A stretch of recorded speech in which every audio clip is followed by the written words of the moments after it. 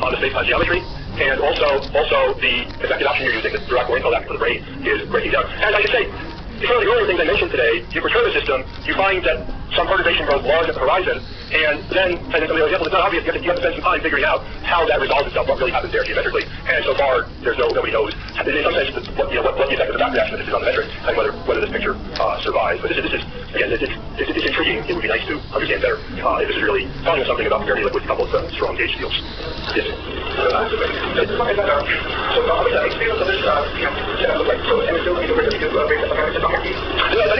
only dimensions are, these dimensions are all spatial, everything's set at a time, not at a time, so. It's two objects, there's another object, which are persistent in time, not at a time, so that's,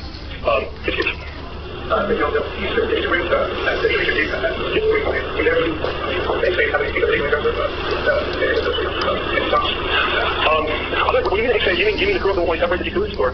No, it's three the two dimensions together. I wouldn't call it an X-ray, because, what's being X? I would just call it the opposite of the emerald phase.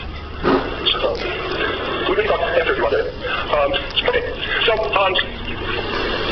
in 60 seconds, I'll just describe the last item on my list, which is, if we go back to the G equals 3 theory, the G equals 4 theory that we started with, and replace the N equals 4 gauge multiplet with an N equals 2 gauge multiplet, which you can do by appropriate overfolding, and then replace that contribution to the beta function with fundamentals. So we can get the N equals 2 theory with NF equals 2n sub c.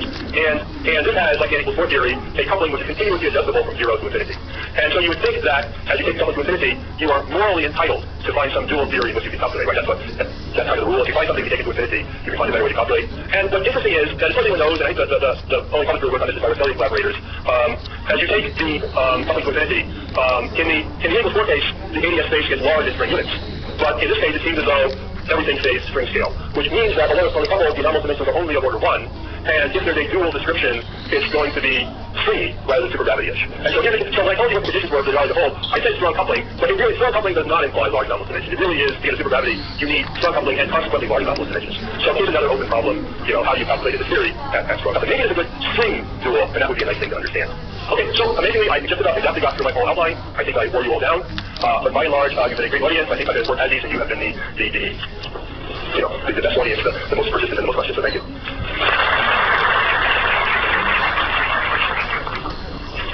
By the way, all week to give you the lectures if there are more questions. Real second. Just one comment.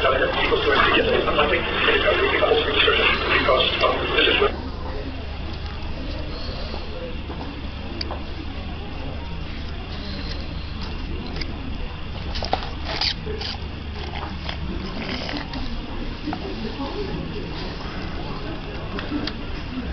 about that hand wavy derivation I started with. And this is probably a good thing because there really is more to great gauge gravity duality than just taking the horizon of this brain, which is how we always think about it. There's actually more to it than thinking about the gravitons about say gluons. I mean, we still don't know maybe the right way to think about this, but it's better to have more than one way. But essentially, I want to stand on this strong coupling condition, because it's really necessarily more than this. And now after the last lecture discussion, I can say really what I mean by strong coupling. So in terms of decreasing length,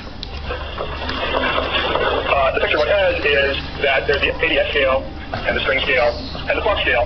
And actually, these two scales, how far apart they are from each other is so important. There are M theory duals where the string theory has merged into the Planck scale. Only one scale up there. But the main thing is that there's this big to emphasize from the start is that there's this big separation. And so the states you're seeing down here are only the mass. They can only involve the massless string states, the supergravity states.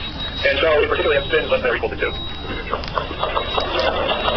So in this framework, so given the discussion last time about the relation between the mass of the states and their dimensions, it means that in this framework, operators of spin greater than equal to get large dimensions. And if you look at canonical dimensions, if you get to do the canonical dimensions, you can easily make spin free spin core operators and a couple fields of few derivatives, which have small canonical dimensions. So that means in particular there are really large anomalous dimensions. And this implies strong coupling, very strong coupling, much greater than 1.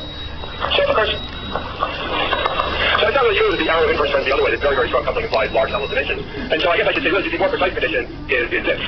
And so not every theory which seems to have very strong coupling will be very strongly coupled in a narrower sense. This is the precise condition. Now there are theories, the Cilia theory, which have infinite families of higher spins, and it's not clear how they fit into the picture. In what sense, are those, in some sense, the Cilia seems to be shooting for a theory which is not all string theory, and yet which has a power of higher spin. And I can't tell you how this fits into string theory or into ADS duality, but certainly in this kind of framework where it's a normal low-energy effective field theory, this is it's a narrower condition. This is the condition that has a hold. And again, the conjecture that I'd like to make is that this is actually a sufficient condition. And they said and others have made some progress, including by looking at smaller systems that have only a few operators and showing that in this case, you can from this condition derive the use of a gravity dual. Anyway, so the real condition. Something, the real condition when you satisfy something like this. Now we're going to return to the, unless there's, I'm sure there's more questions at some point. Now we're going to return to the main thing, which is to start just again to continue with the duality dictionary. And I want to start with a personal pet peeve, which is one sometimes hears this mythical statement that the duality is really most definitely formulated as a Euclidean thing, and then the Lorentzian thing is kind of derived from public quotation. I don't know if any of you believe that. I think I've heard this a few times and it always bothers me. So that's why I've emphasized that the basic statement of duality is this.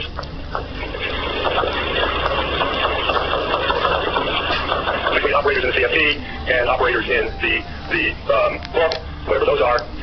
And the point again is that the quantized part of this operator, the quantized part of this operator has the behavior due to delta, and so cancel that off and has a smooth limited defines an operator in the CFT. And the dictionary often starts with some statement about generating functionals, and this is equivalent to that, as we'll derive today. But I like this part in particular. Well, so this statement as made is neither Lorentzian or Euclidean. Whatever signature, you can take, it works in both signatures and it's true in both signatures. Also, when you go back a step when you observable to the states, when we say that the duality says a one-to-one mapping of the eigenvalues of the Hamiltonian, that statement is not Euclidean nor Lorentzian. That's a statement at some single time, and it isn't Euclidean or Lorentzian. It's just whether we evolve forward in time with e to the minus ht or with e to the minus iht.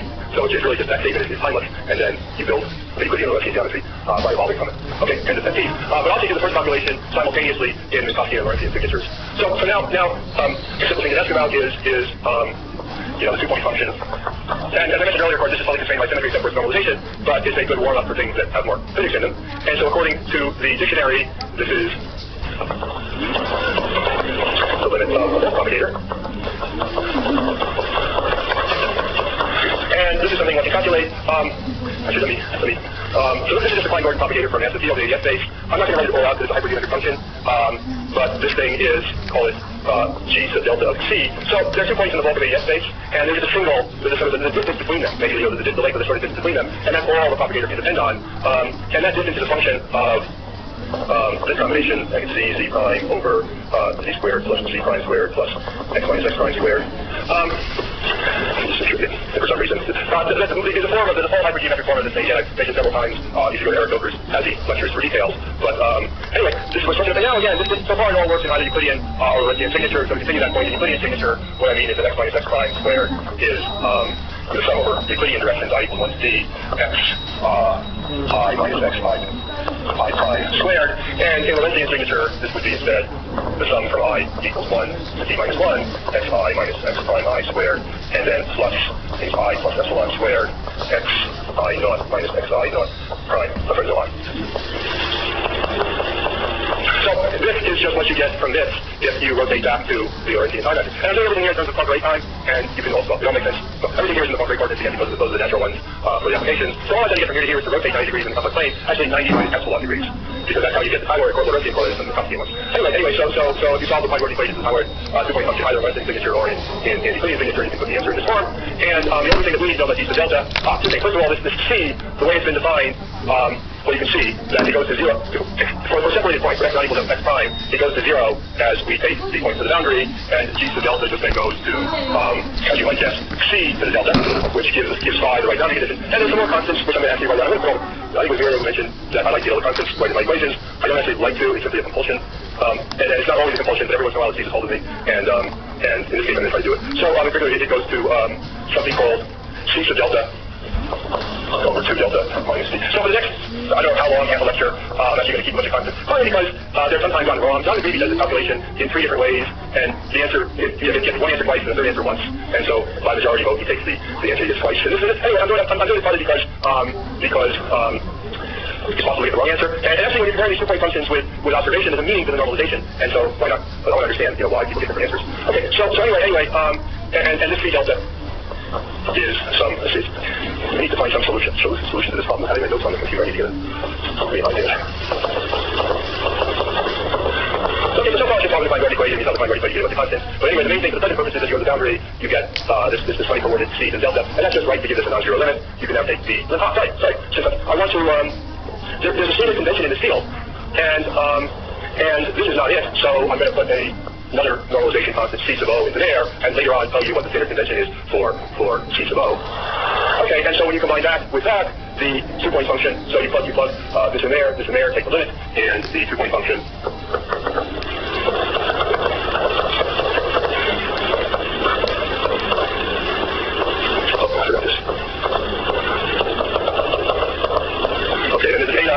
when I first wrote down the Klein-Gordon equation, I included for later reference an overall normalization constant in the action, and so I similarly need an overall normalization constant here. So now the main part, of course, is guaranteed by symmetry. This is just a check that we haven't done anything wrong, and so far the answer has no interest. The only interest is normalization, and so far the normalization is just a bunch of convention. So all we've always is a check, a warm-up. Of course, you could now extend. We're not going to talk about 3 and higher point functions. So now, if you wanted to extend it to 3-point function, the 4-point function, things that start to have more obvious physical meaning. Again, you just have the boundary z equals 0, and you have some 4-point function of phi, and you take those all to the boundary, and in the bulk, you have some scalar field, and maybe they exchange your graviton, maybe there's some phi term, and so you'd be summing over all of the, you body graphs in the bulk, and then taking the limit, but we're not going to do. It's interesting, and it's been very fun, we're not going to do any of that. We're going to focus actually on 2-point functions. Partly because that's your goal. We're going to focus on 2-point functions. It will keep us busy enough, and it's interesting.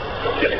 If we're going to there, this formula, the very this is the LSD formula. The LSD, I guess, I'm getting around. Yeah, good. And we're going to that formula actually doesn't make sense as an operating statement. It only makes sense if you elements are taken way back, appropriate way back. So is there any analog of that?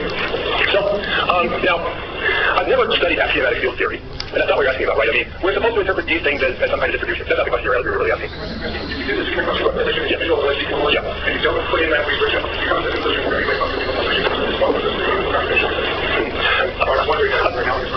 I don't know, but maybe something you're thinking of that I've forgotten. I mean, the thing which is more analogous in my mind to LSD forms is something else, which I won't talk about this in another direction. But there's a question which I find a lot, which is if you take a look where the AES space is very big and nearly flat, that in the interior we should be able to talk about string physics and the things like the Young amplitude, and we should be able to recover them by sending in focused wave packets from the boundary and derive in that form something like an LSD theorem. And that of course does require a wave package, but that's more analogous to what I think you're asking about. But this is a direction that I'm probably not going to go into because it's just orthogonal to.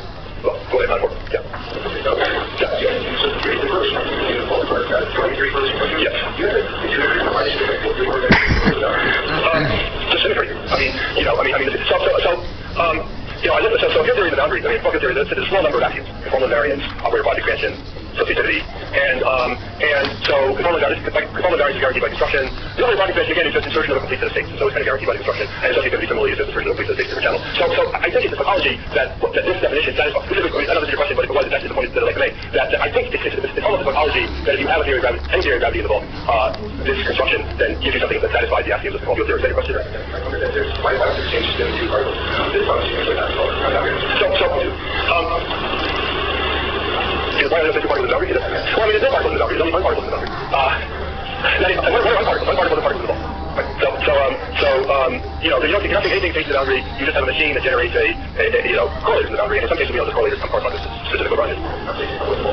So there's something else you could do that, in the last lecture I talked about what you can hang on this duality, and actually that's a good coupling. So let me frame this question, because it's actually, it's one of the ways you can bang on duality coupling. So let me I don't have your question, but I'm going to talk about something like that in the last lecture.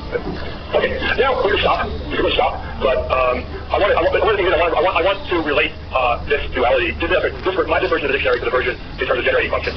And as a first step, we can consider a mixed 2-point function where we keep one field in the bulk, but we move one to the boundary. So a 2-point function between an operator in the bulk and and one has been moved to the boundary. And if you take that limit, then it just becomes keeping my conventional normalization constant in varying places.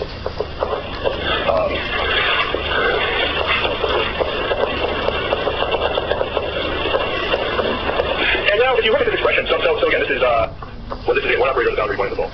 If you look at this expression, and the second operator, the delta is around everything. As you move the second point to the boundary, this goes to 0 for positive delta, unless x minus x prime is 0, in which case it blows up. So it's what sort of delta function is. And if you integrate this and calculate its weight, you find that as it goes to the boundary, the leading behavior is indeed a delta function. Well, first of all, there's z to the d minus delta, that's the total weight in that function, times the delta of x minus x prime, and then actually this constant was pulled out, because it's just in fact canceled out, and so you're left with this, everything else is there. Good. And, sorry. No, so that's right. So before we talk about conventions, let's talk about what this looks like. So what we're saying is that if we put an operator in the CFP and then probe it in the bulk, this is exactly the non-normalizable bulk, the blow off of the mode that was previously fixed to 0. So this statement here about operators equivalent to the statement that an operator in the boundary sort of has the effect of turning on the previously fixed non-normalizable mode with a delta function coefficient. That's the way the dictionary is usually stated. And in fact, now the standard convention is that operator is normalized. So this is 1, so that an operator turns on the this mode with unit coefficient. And so that's the convention that we'll take. So you can go back now and simplify all the equations by using that convention. But yeah, it's a good point too that it's convenient. Now that I've had my diatribe and then my calculation, which is equally valid in Euclidean or Lorentzian, now I'm going to actually fix to a Euclidean metric simply because in Lorentzian metric there's an I here. And so I have to carry around a bunch of i's in the equation that nobody does. They always do these calculations in Euclidean signature. And now we're in Euclidean signature, and this is one.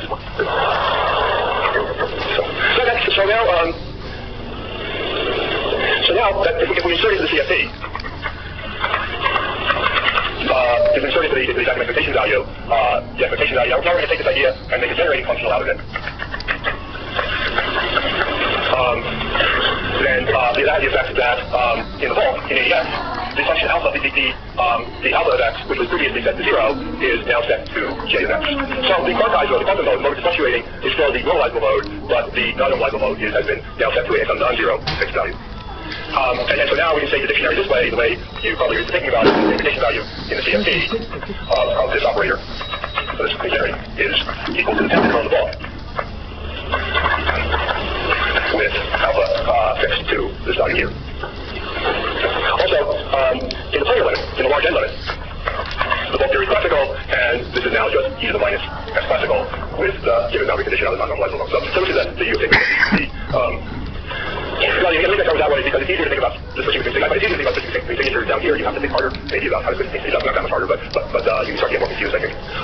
Okay, so I'm going to spend a few minutes on how you actually do this calculation over here.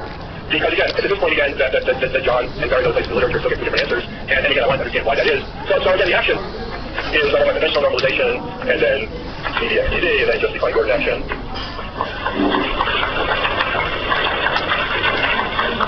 But the thing is, when you evaluate the classical action, so when you extremize it, so there's a boundary condition, then it reduces to a surface term, you can integrate by parts, and get the equation of motion, and all you pick up is the surface term. Actually, maybe I should write this out also in the specific word. Let's do better, sorry.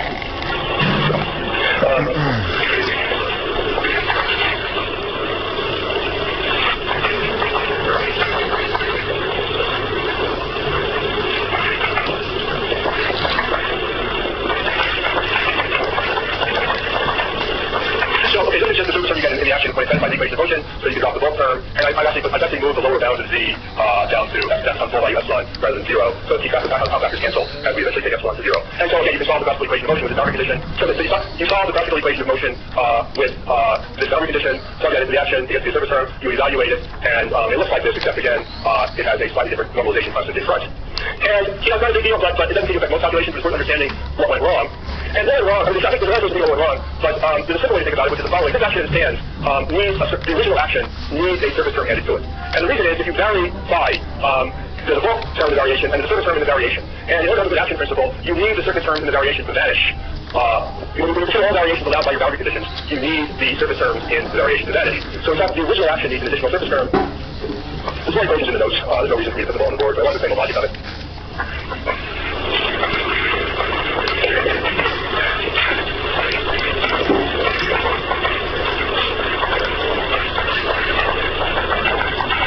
My colleague Don Morrow spends a lot of time thinking about surface terms, so I vetted with this with him, and he approved of the logic. That is, the logic is, there's a lot of conditions that you might want your surface terms to satisfy, but the most important one is you need a consistent action principle, meaning that the action really is stationary at a classical solution. And in the book, this means to satisfy the field equation. Again, on the boundary, it means that the boundary variation vanishes, and it doesn't for this action. When you add this particular surface term, the variation vanishes, and then when you add this into the calculation of classical action, you get the right answer. So, question? Okay, classic question, good question. That is higher order in 1 over n. Because the reason, in fact, that I carry this extra constant beta around is because it's of order 1 over n squared. Meaning that the coupling in the bulk is of order 1 over n squared. Any kind of, so we've done, we're just doing this graph. The back reaction would be this graph, and it's a 1 over n squared correction. That's a homework problem. Yes. We're trying to find something, there is, yeah, you can get yeah, that's right, yeah. So the first one is needed to cancel the beta calculation. Yes. No, you can count it. There's a cross term. The whole point is that when you do so there's the alpha mode that we set to the beta mode that still varies. And there's an alpha delta beta surface term from here, which is canceled by this. Yeah.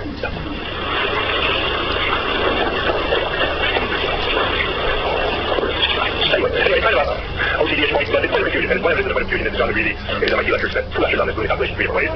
I think the essence of it is what I just told you. Okay, so actually we're moving pretty well. So I want to do one more simple function. This one that has some meaning, and this one has meaning also that will segue in later lectures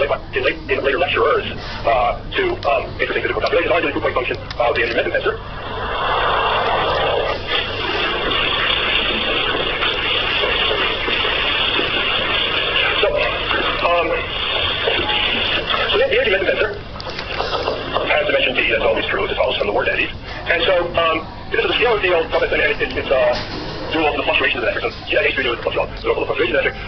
If it's a scalar field, we would then say that the two modes go as z to the d and z to the 0. And again, that's right if we refer the metric. That's right for not for the metric, but for the metric expressed in local inertial system coordinates. So h u hat nu hat is h mu nu times the. Let's see how we do the z mu nu is like z squared, or is L squared over z squared in the background. And so the d bind in mu nu hat is the square root of that is L over z. And so, h mu hat is times the inverse, so it's times z squared over L squared. Or let me turn it around, h mu nu is L squared over z squared times h mu hat nu hat. And so the two modes of it go as z to the d minus 2 and z to the minus 2. Okay, so, and this is right because in fact, if you look at this, the non-normalized mode, the one that we're going to fix, has the same scaling as the ADS metric itself. The ADS metric